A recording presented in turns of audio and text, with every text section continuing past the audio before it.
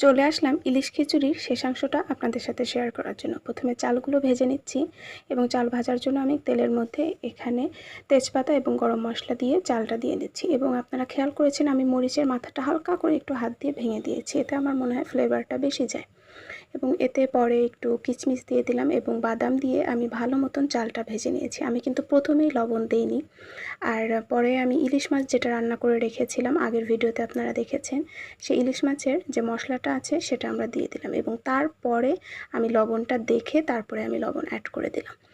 তো পোলাও রান্নায় বলেন আর বিরিয়ানি বলেন বা ইলিশ খিচুড়ি যেটাতেই বলেন, পোলার চালটা একটু ভালো মতন বেশি সময় ধরে ভাজবেন, কম আঁচে ভাজবেন, তাহলে চালটা ঝরঝরা থাকে। পরিমাণ মতন পানি দিয়ে দিলাম। চালটা যখন একদম 90% মতন সেদ্ধ হয়ে যাবে তখন আমি মাঝখানে ফাঁকা করে মাছগুলো বিছিয়ে দিলাম, সাথে কিশমিশ এবং বাদাম এবং বেরেস্তা দিয়ে দিলাম। পরেই তো হয়ে গেল